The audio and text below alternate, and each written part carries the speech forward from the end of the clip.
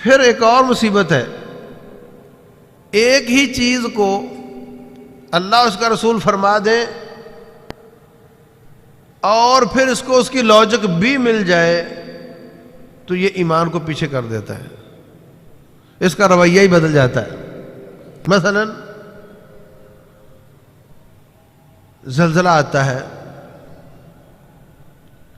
اللہ تبارک و تعالیٰ بتاتا ہے کہ میں جو چاہوں کر سکتا ہوں، یہ سب چیزیں میرے سامنے کچھ نہیں ہے۔ ایک پلیٹ میں تھوڑی سی دال پڑی ہو، تھوڑی سی چینی پڑی ہو، تھوڑی سی چاول پڑے ہوں، تو اس کو ہلاؤ پلیٹ کو تو کیا ہوتا ہے؟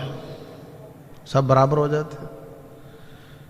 جتنا یہ کام آسان ہے، اس سے بھی بہت ہی زیادہ آسان اللہ کے لیے یہ ہے کہ اس زمین کو ہلائے اور سارے ہمالیہ پہاڑ برابر کر دے۔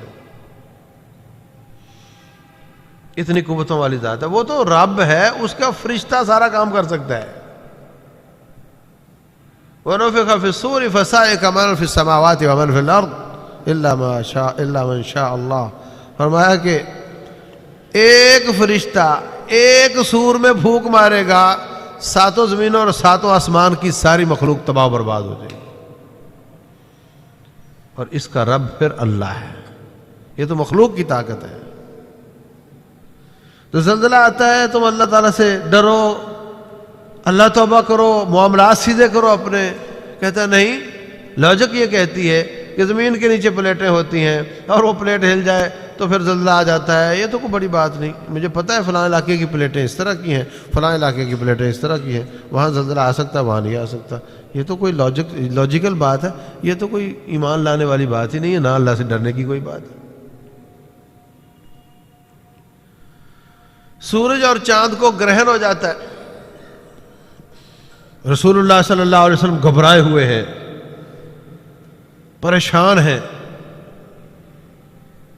ایمرجنسی میں اعلان کیا سب آ جاؤ، مسجد میں آ گئے، اللہ کی عبادت شروع کر دی، نماز کسوف شروع کر دی، اتنی لمبی نماز کہ جب تک سورج یا چاند گرہن باقی رہے نماز جاری رہے۔ لیکن ہمارے لوگوں کو پتہ ہے کہ یہ ایسے ایسے زمین گھومتی ہے، ایسے ایسے آسمان گھومتا ہے، یا کیا ایسے ایسے چاند گھومتا ہے یا سورج گھومتا ہے، تو وہ گھوم گھوم کر اس کے آگے آ جاتا ہے تو وہ گرہن ہو جاتا ہے۔ یہ تو کوئی ڈرنے کی بات ہی نہیں ہے، یہ تو لاجیکل بات ہے، ڈرنے کی کون سی بات ہے؟ تو آپ دیکھو، ایک ایک بات میں عقل کو دین کے، عقل کو رب کے مقابلے میں کھڑا کیا جاتا ہے۔ حالانکہ رسول اللہ صلی اللہ علیہ وسلم بہت زیادہ خوف زدہ ہو جاتے، عبادت کرتے۔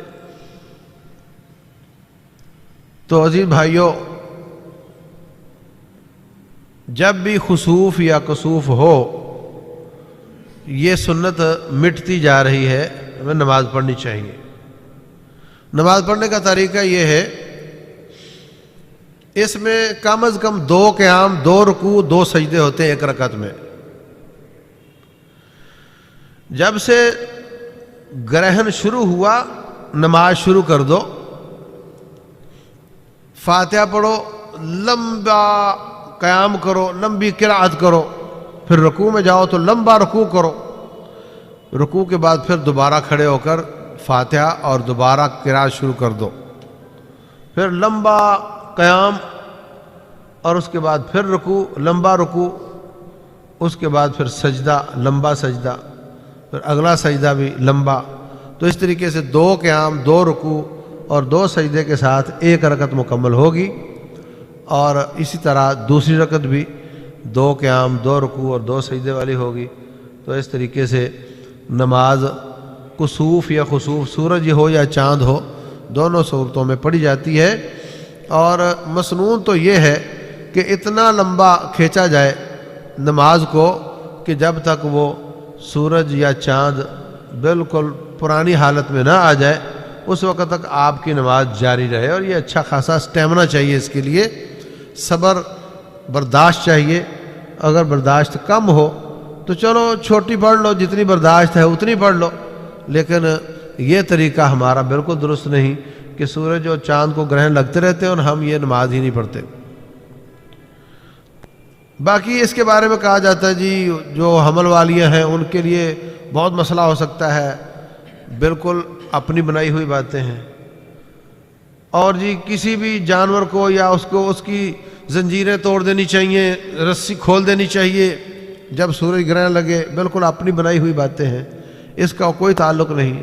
رسول اللہ صلی اللہ علیہ وسلم کا بیٹا ابراہیم علیہ السلام وفات پا گیا تو ادھر سورج یا چاند کو گرہن ہو گیا، تو لوگوں نے کہا کہ یہ اتنا بڑا حادثہ ہے کہ آپ کی اتنی بیویاں اور بیٹا کوئی نہیں تھا اور ایک آیا تو وہ بھی فوت ہو گیا، تو اس وجہ سے یہ سورج یا چاند کو گرہن لگا ہے۔ تو رسول اللہ صلی اللہ علیہ وسلم فرماتے ہیں کہ چاند اور سورج یہ اللہ تعالیٰ کی نشانیاں ہیں۔